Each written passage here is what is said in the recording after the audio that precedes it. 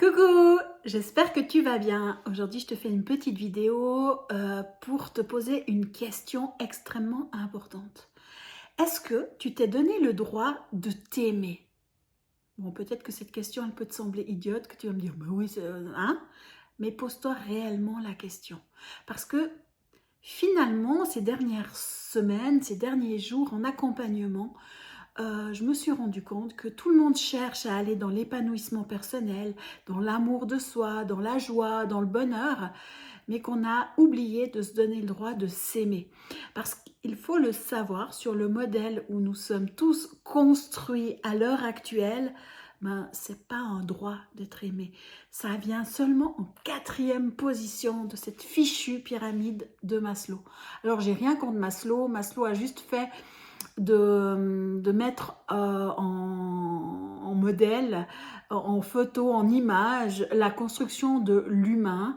Et nous sommes tous construits sur ce modèle pour l'instant. Mais on peut changer les choses. Dans cette fichue pyramide, ben, peut-être que tu la connais, hein, au fond, il y a les besoins physiologiques. Les besoins physiologiques, c'est pipi, caca, manger, boire, respirer, réguler la température. Enfin, c'est les besoins du corps, les besoins vitaux. Deuxième étage, c'est les besoins de sécurité.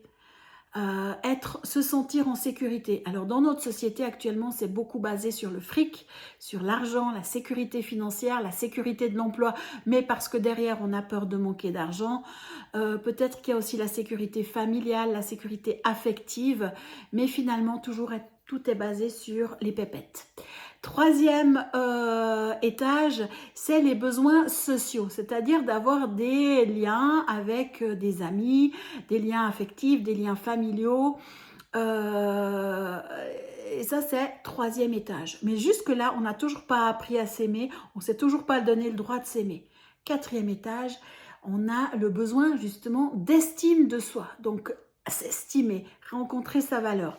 Et il faut savoir que pour arriver à ce quatrième étage-là, il faut que les trois là soient stables. Autrement, on n'y arrive pas.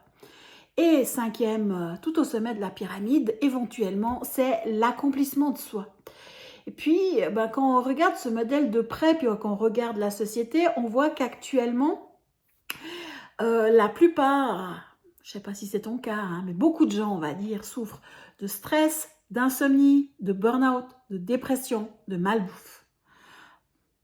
Donc, voilà, on est déjà mal barré avec les besoins physiologiques. Après arrive le besoin de sécurité. Alors, rares sont les personnes qui ont un compte en banque bien chargé, qui peuvent dire « je suis dans la sécurité financière ». Donc là, encore une fois, on est mal barré. Troisième étage, besoin de créer des liens sociaux.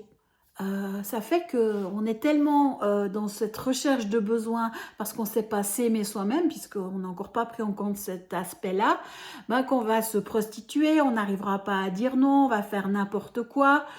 Tout ça par peur de ne plus être aimé, par peur de déplaire, de perdre des liens. On n'arrivera pas à trouver sa place, on n'arrivera pas à s'affirmer, à donner son avis.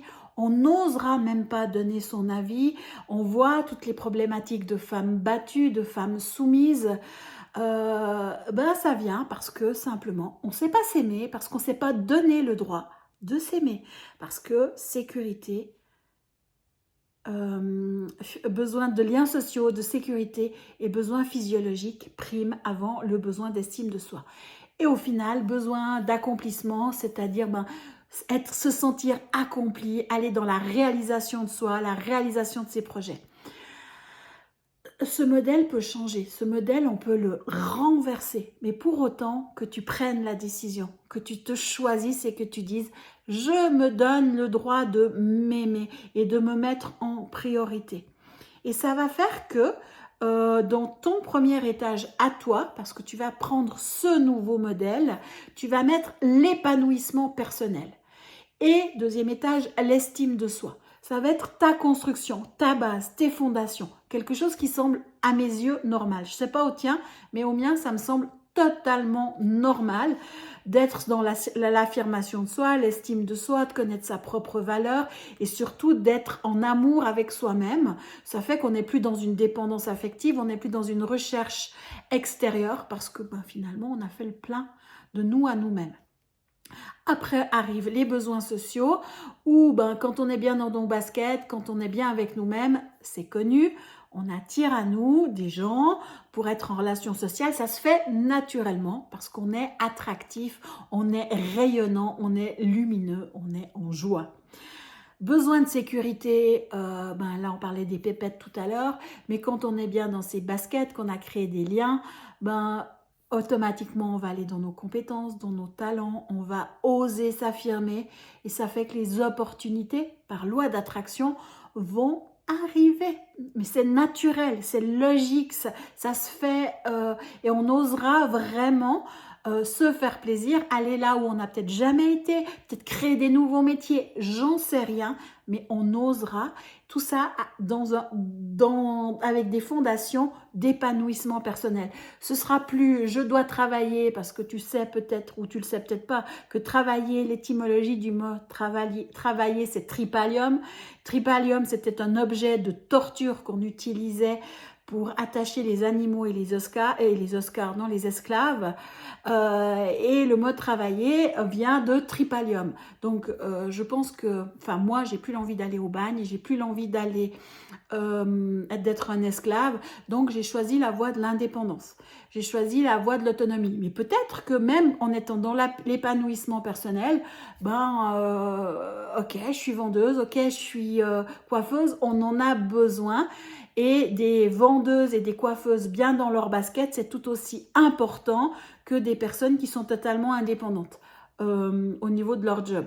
Donc, mais ça, ce sera possible quand tu seras dans l'épanouissement personnel, l'estime de soi, et après, on continue la construction de la pyramide pour terminer tout en haut, au lieu que ce soit l'épanouissement personnel en haut, ce sera le corps ou les besoins physiologiques.